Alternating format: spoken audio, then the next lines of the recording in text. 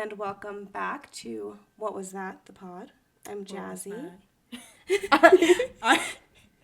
I'm Addi. And we are your guiding ghouls for today's journey. This is episode 2, and our theme is creeps and stalkers with a sprinkle of home invasion. So trigger warning on those things. They can be pretty intense, so if you are experiencing any of those, we are going to include a link to some resources for that. But yeah, just a little warning. That's what we're getting into today.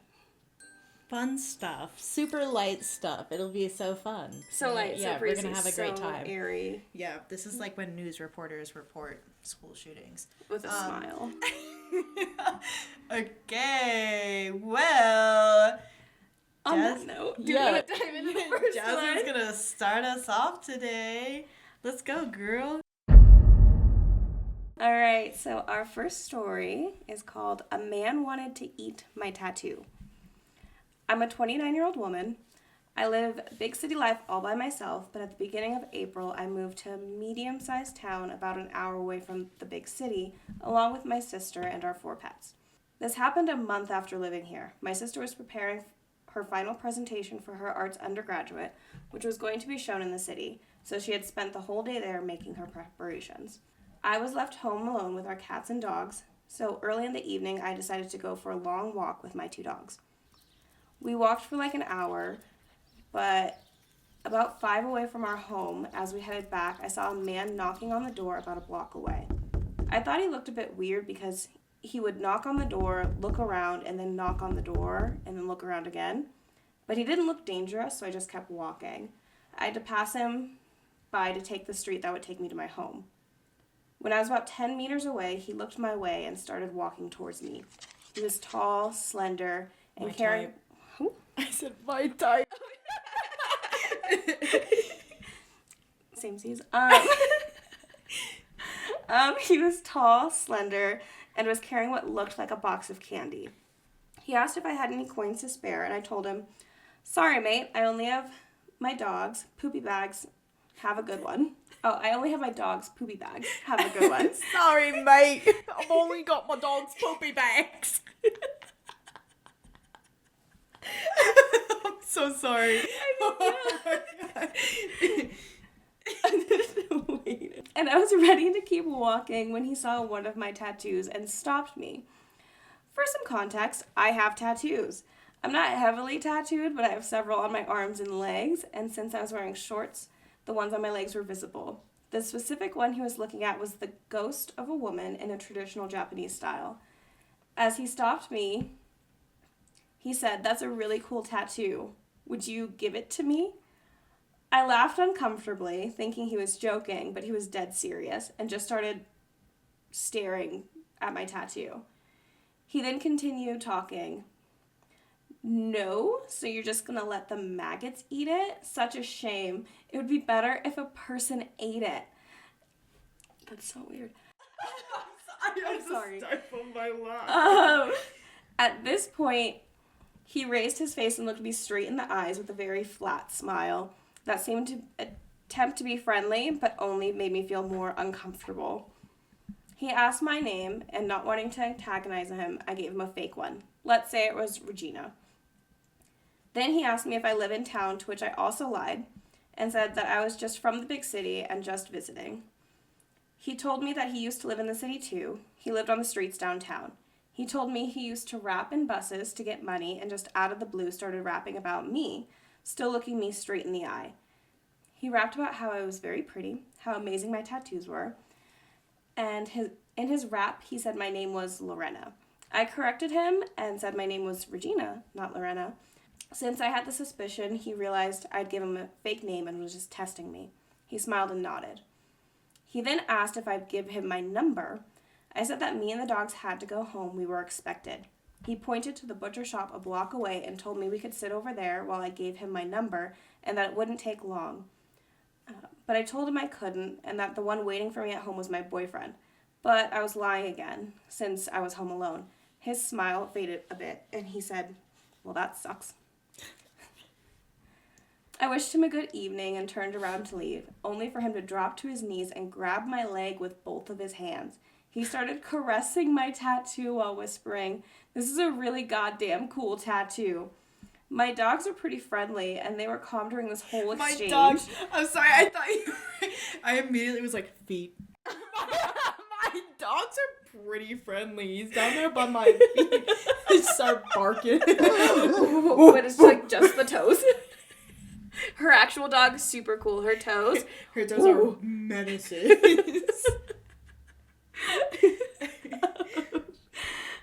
My dogs are pretty friendly and they were calm during this whole exchange, but when he grabbed my leg, they started growling. I can't get the visual of the toes barking out of my head. I know that's not what they mean. It's like but the thumbs and spike. Yeah.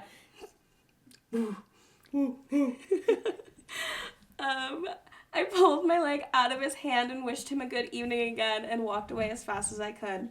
I took a longer way home to make sure he didn't follow me, and once home, I took a shower and scrubbed my leg really well since I felt gross after all of that. Luckily for me, I haven't seen him again, but for a while after that, I made sure to cover my tattoos every time I went outside, just in case. Oh my god. That's so weird. They're like, it's weird behavior. Yeah, if I ever went outside, first of all, to OP, I'm so sorry that you had to go through that, because just even reading it, it's like, what the That's the insane. Fuck? That's insane. Yeah. Could you imagine being outside and somebody just comes up and like drops down to their knees and starts like caressing your leg, and they're like, "That's really cool. That's such a cool tattoo." Shout out to OP for being polite during this whole interaction and just being like, nope, I gotta go. Have a nice evening. Bye. It's Goodbye. the people pleaser. Goodbye. I'd be the same way, because I'm like, "Oh, please stop touching me." Yeah. What the fuck? I'm like, So it's so strange. As a pretty heavily tattooed person, I think that would be it for me. I think I'd have to go get laser tattoo removal. No more tattoos. For every visible part of my body. Well, and then reading the title, I was like, okay, is this like a tattoo of, like, people have fruit tattoos and vegetable tattoos?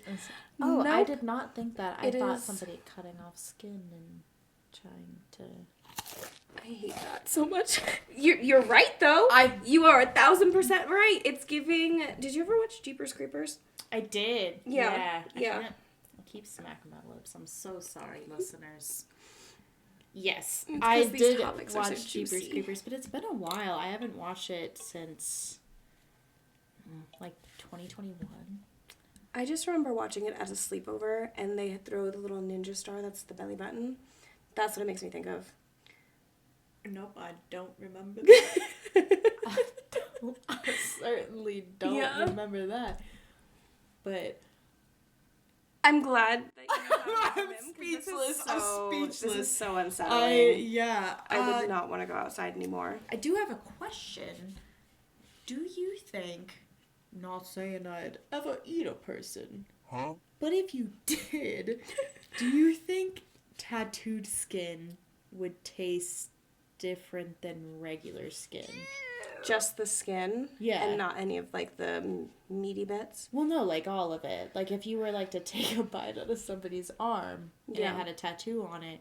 So say you took a bite out of one arm and it had a tattoo and the other arm didn't. I don't think it would taste different. You don't think so? Mm-mm. I think it would taste like if you, like, did you ever chew on pens in school? Yes. Yeah, I feel like it would taste like you, like, kind of, like, bit into... Chewed on a pen? Maybe it would taste a little bit better. But, like, an inky meat, like an inky steak. Yeah, add some umami to it. I have heard that, I don't know, probably off TikTok, the closest thing that resembles the taste of, like, a cooked person is a Cool Ranch Dorito. So people are delicious. Is what I'm getting at. And leave a really bad taste on your mouth that you can't get out no matter how many pieces of gum you chew. I love Cool Ranch Doritos, so I might We're not obviously going to try that, but, like, I love a Cool Ranch Dorito. I don't know, you're kind of worrying me with that. I have a strong aversion to corpses, so no. I've never seen a corpse. I've only seen, like, one dead person, and no strong aversion. Actually, two. I lied. How many times are you seeing dead people? Are they, like, dead, or are you They're, like, like, I dead see on dead the ground. people? No, Oh, they're, that's like... really horrible. I'm so sorry. I didn't process it, so it's fine. Do you want to We're fine. process it right now? No. I feel like I'm really killing it, so... Is that a time? Is this a safe place we for gotta you to dive talk into about that. your... Maybe when I'm in my 40s. Anyway, going back to that is... I love that you gave a fake name. Always good. My go-to fake name is Daphne. So the people who are watching this and know me as Daphne, sorry, not sorry. I have given quite a few. There are not, like, specific ones. That story got so much funnier visualizing, like, he's grabbing her leg and her toes are like, oh, I'm sorry, my dogs are so crazy. You said my dogs were usually so nice. I said, Huh? Story 2. The Kit and Caboodle Lady. When I graduated high school in 2008, I was kind of at a loss on what to do with my life. I got a job at a local convenience store working night shift, and for about 8 months I really enjoyed it. My parents and friends were always concerned about me getting robbed or murdered, and rightfully so, but I never had an issue with anyone. About a year in, I finally experienced the encounter that changed my life. It was a pleasantly cool late September evening, and about 2:35 a.m. civilian time, the door opens and this skinny, frail figure of a young woman comes in. I've never been able to forget her. If it wasn't for the way she was acting, she honestly could have been kind of cute. She had a collarbone waterfall of brown hair, tan skin, and attractive figure, and was wearing a tight-fitting dark gray tank top. I'd say she was in her late 20s or early 30s, and it was her eyes that really captivated me, and not in a good way. The woman had a blank and distant stare. It was like she was an expressionless shell, moving purely on robotic instinct. She didn't even say hi, howdy, what's up, doc, or anything even after I greeted her just like I'm 4 feet away. Honestly, I just assumed she was high or something. She moved past the front counter towards a little household supply aisle we had. She picked up a little bag of cat food and turned back towards me, staring me straight in the eyes so intently that I thought she was about to pull a gun and shoot me. What she did was honestly so much worse, though. She got to the front counter, never breaking her silence or gaze, even after I tried talking with her. She reached into her pocket and pulled out a $5 bill and like 3 quarters. With tax, it was still a little short of the price, but I'd take $1 out of my wallet and stick it in the cash register later. She was starting to creep me out. After I took the money and rang her up, she didn't move. She stood there, staring at me without even blinking. I tried speaking to her again, but this time she brought the cat food up and opened it with the littlest ease I've ever seen a package of pet food opened ever. By this time, I was just standing in the silence trying to figure out what the heck she's doing. Her gaze is unflinching, and she reached into the bag and pulled out a big handful of cat food.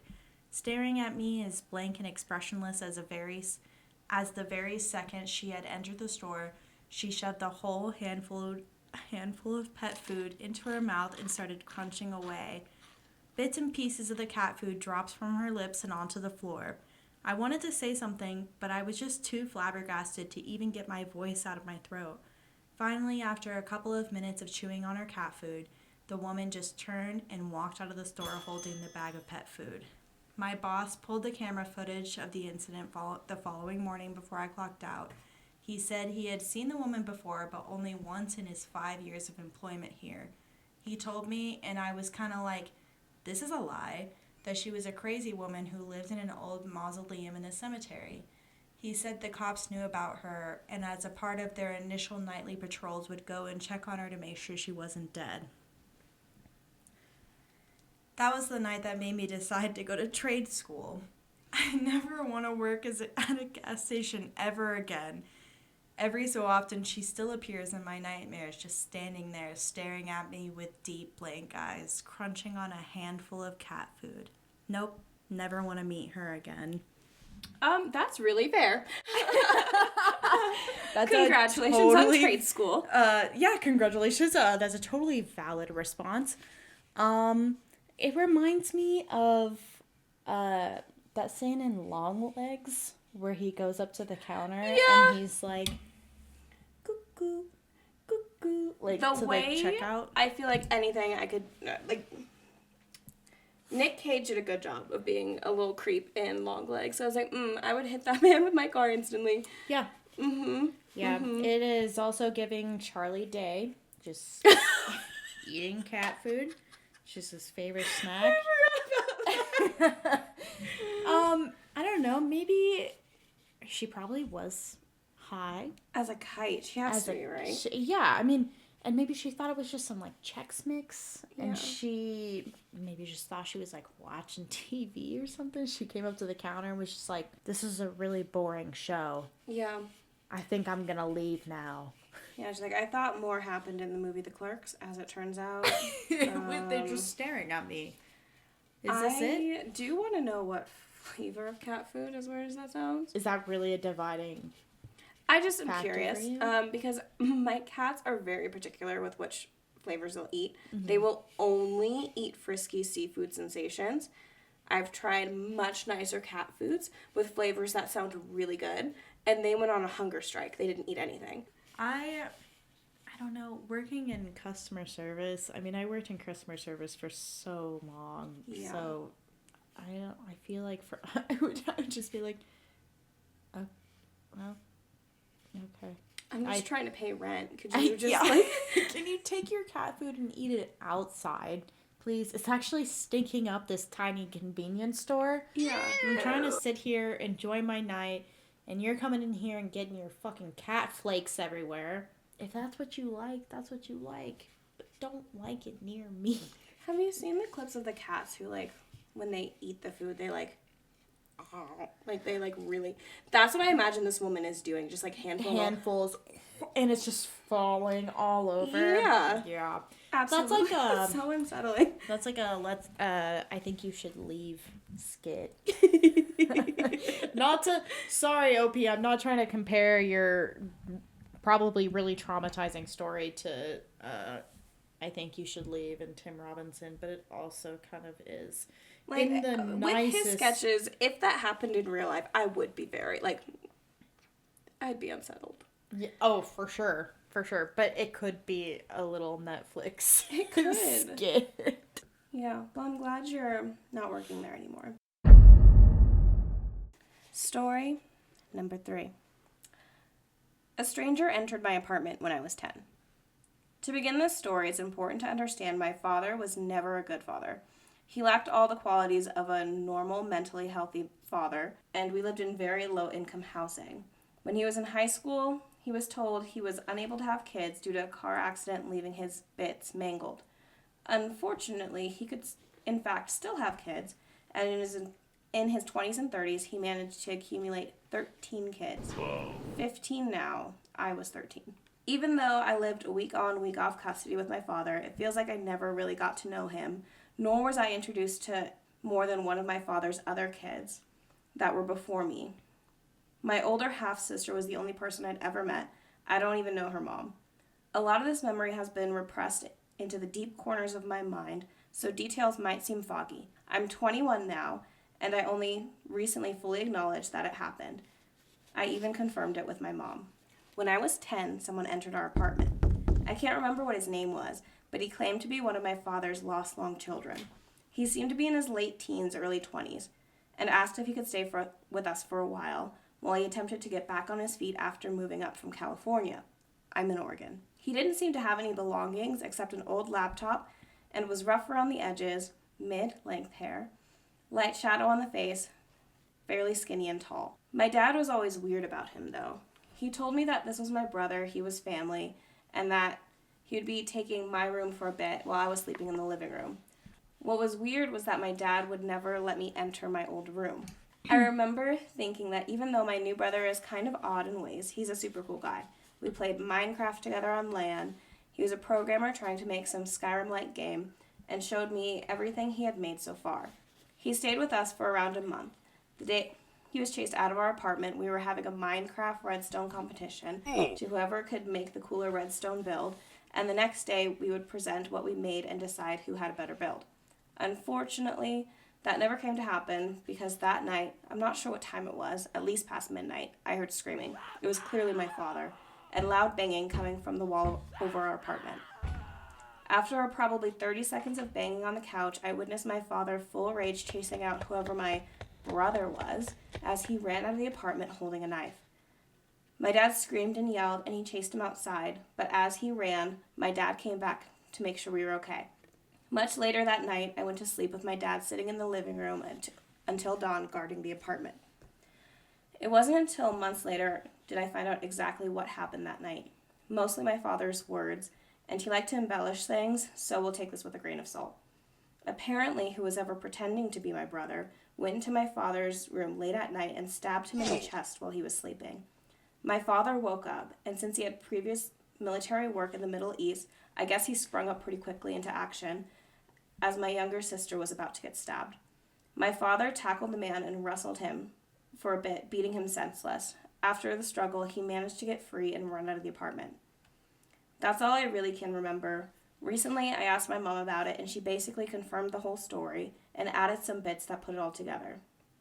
My mom saw the stab wound herself and said he never went to the hospital, but instead she patched him up, as she's a nurse and he couldn't afford it anyway. But it wasn't really bad, she said. I guess at some point after it happened, I also told her about it, which I don't have any memory of. Also, the police at some point came by to take a look around. The impersonator was wanted in California, Oregon, Washington, for a multitude of crimes. I don't remember his name, so I could never find out if he was caught. To wrap this up, is there any good way to wrap this up? Don't let random people in your house. I understand why this would be a repressed memory. That's a lot. Yeah, that's quite a bit to unpack, especially being 13 at the time. Yeah. That is I'm flabbergasted. That's yeah. I mean, how do you deal with stuff like that? Also, I want to know how big this stab wound is for them to just like fix it up at home. I mean, that is the American health system, though. Is like you can't afford to go to the fucking hospital to get sewed up after you get stabbed by a home invader. Right. That's a lot. Wild that he was like, "Oh yeah, I'm your son. Let me stay in your house." Yeah. I mean, if you have 15 kids, it's crazy that he didn't recognize. I don't know. Maybe I missed something there, but it's pretty crazy that he didn't recognize the fact that maybe that wasn't his son. Dads do the weirdest thing of holding on to this fallacy of family. Yeah. My dad's the same way. Dad, if you're listening, you know that you're the same way. He's very much on the idea that if you share blood, it doesn't. If you say your family. Like, yeah. He found out that he had another daughter, like 3 years ago. Just called me on Thanksgiving and was like, "Hey, you have a sister. Happy Thanksgiving." I was like, "Okay." Yeah. Say more, please. Yeah, he's like, she's, I think she was 29 at the time. She lives in Massachusetts. It happened, like, from a one-night stand. He's like, "But that's your sister." I'm like, I don't know her. Right. There's a certain bond that goes into it, too. We share the same blood, sure, but it's not the same. But it's... I know a lot of people that are like, well, if they're my blood, that they're my family, and I'm going to do anything for them, right. And not question it. So, I mean, it doesn't surprise me that it would be that way, but it is having that many kids. I'm not a parent, so I can't really make a whole lot of comments on it, but having that many kids and then just having a stranger come into your house... Right. And stay where all your kids are being housed That's a lot. And then now your kids have to grow up with that memory. Yeah, that's of, like really dangerous. Stranger danger. Stranger danger. So there's 2 comments that OP did reply to. So this first one was from 13 days ago. This user says, my foster brother from childhood turned out to be a serial killer. You think this story is unlikely, but it happens. You know what neighbors always say about serial killers? I don't believe he did that. He was so nice. You see your father as a bad person, and you saw that fellow as nice. Therefore, cognitive dissonance tells you that can't be true, even though your mother confirms it. Your father may not be a great person, but it doesn't mean he'll allow someone to murder his family. And then OP replied, I've thought a lot about that and how my perception was skewed of this man, but at the time I admired my father and I took his word without doubt or disobedience. He hid a lot from me, probably in attempts to protect me, but also to hide his own tracks. Him and my mom didn't get along very well after they separated when I was like a year old, and if he ever did slip up, apparently I'd come home with the most outlandish stories, and usually my mom can tell what was real from my reaction. I do know for a fact that my father would lay down his life if it really came to it, even though there was a lot of abuse. I still have a sliver of me that admires him but doesn't want to end up in the same place he did. I rarely see him now, maybe once a year. He's always really drugged out and apologizes for everything he did to me. I honestly can't even remember a quarter of it. And then the other comment, someone asked, I wonder how they knew your dad had so many children in order to impersonate. And OP says, we never truly found out if he was one of my father's kids or not. He didn't share the same last name, but neither do I with my dad. He would have been around that age too for one of my father's kids.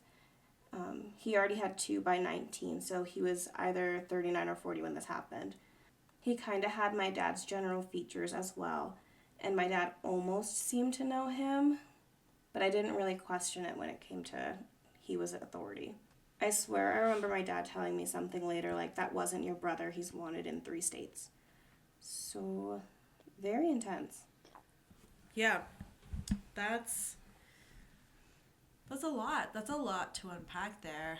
I'm so sorry that you had to go through that, OP. That one's heavy. Yeah, that was really heavy.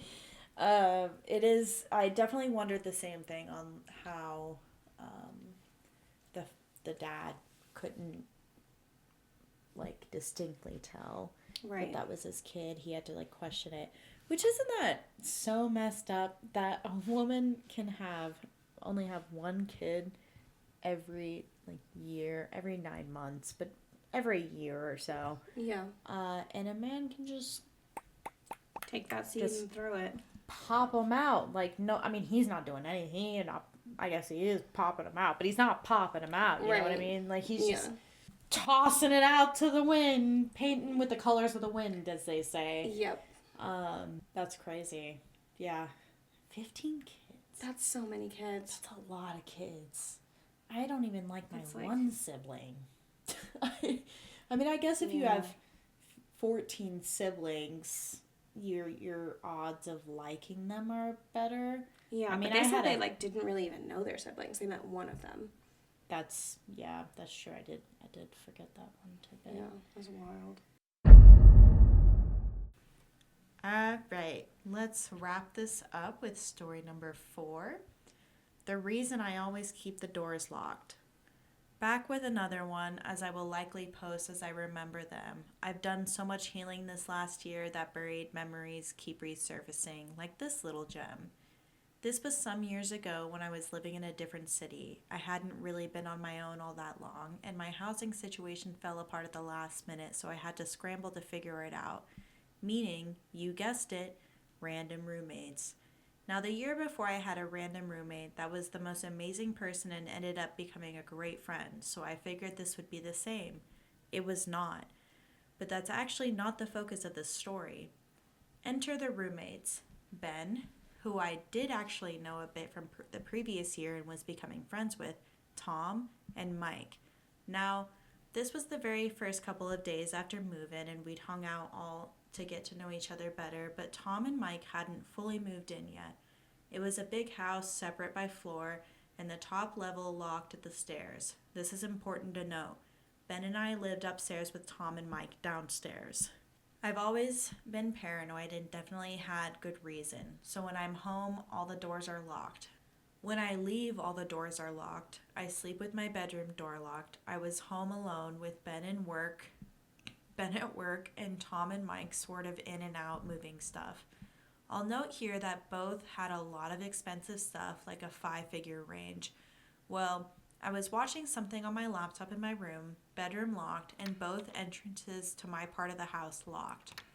I started hearing a lot of noise coming from downstairs, sounding like doors and cupboards opening, furniture moving, etc., and figured it's just Tom or Mike until I hear footsteps coming up the stairs. I was technically supposed to be somewhere at that time, which they knew, but it had been canceled last minute, so no one would have known I was home. And they had no reason to come upstairs when they knew both of us were supposed to be gone. That was when I got panicky, hearing them come closer and closer to the top of the stairs. I've never sat so still. Then the knob began to jiggle. I could hear it clearly as my room was closest to the entryway. At this point, I'm on with 911 whispering that someone is in my house without giving away that I'm there to whoever was. The house was super close to downtown and cops arrived in mere minutes, but they were the longest of my life at that moment. The downstairs was completely ransacked, like something out of a movie. It was so surreal to see. They'd taken over $20,000 in electronics. Honestly, I don't remember the exact amount, just about that, I think. Broken furniture and plates and stuff, even ripped through the mattresses. Turned out, Tom and Mike had left the door unlocked when moving. This would not be the last time before I fled this house. They were gone before the cops showed up, so I'd spent the next several months afraid they'd come back, though it would turn out to be the least of my future worries. So glad that I've always locked the doors. Considering the way downstairs looked, I don't know that what they would have done to me. To whoever was on that side of that thankfully locked door, let's not meet. Oh, that is so scary. I am such a door locker. Like, Yeah. I will get up multiple times a night just double checking that I locked all my doors and my windows. I watched way too much Law and Order as a kid. Yeah. So I'm like, true crime, everything. locking doors. Yeah. OP, I'm glad you are also a very strong door locker. Because this could have gone a lot worse for you. Yeah.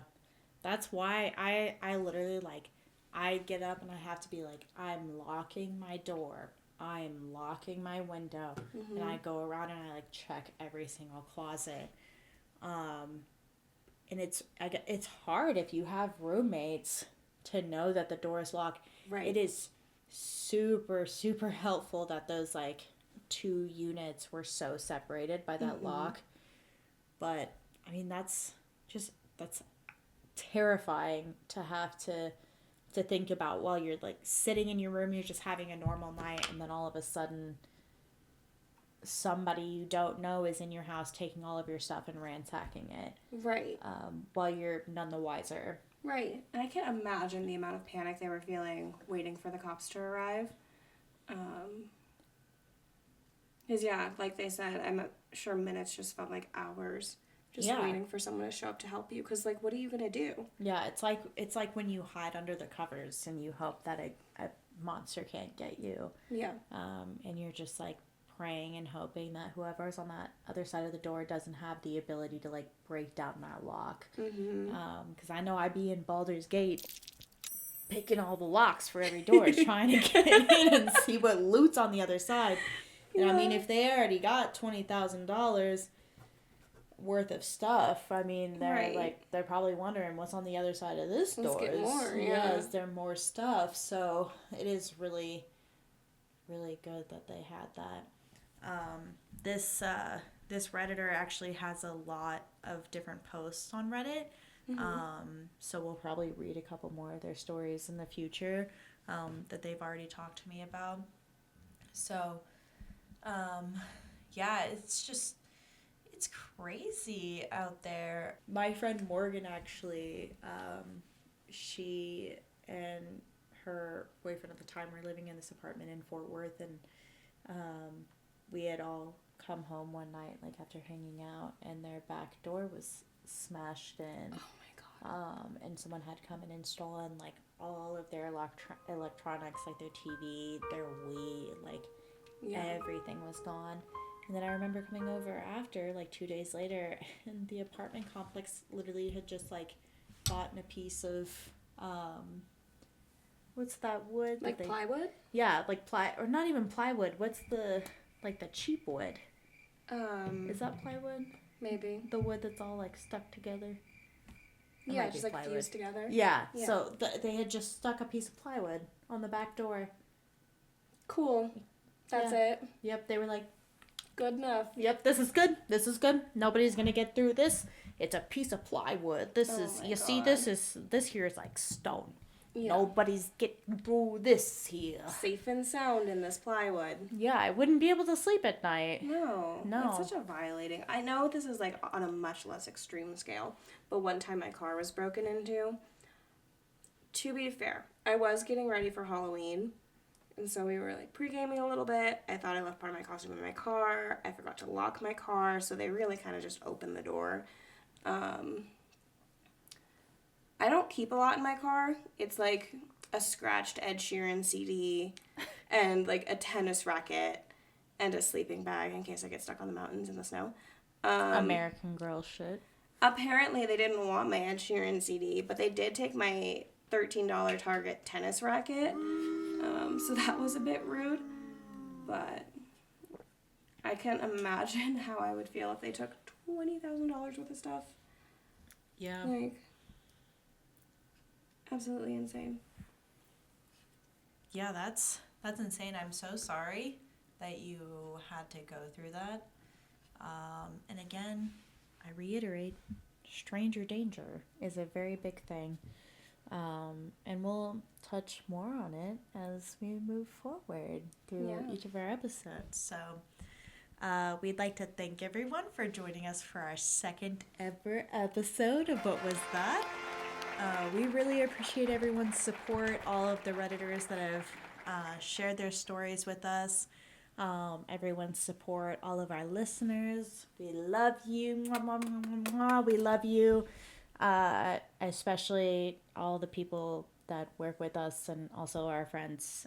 You know exactly who we're talking to. Shout out to Todd and Tom and DC and Quentin and Jamie and Quentin and Lee and Sarah and Gabby and Josie and Colin and Steven and shout out to my Nana who I'm gonna make listen to this. And my mom.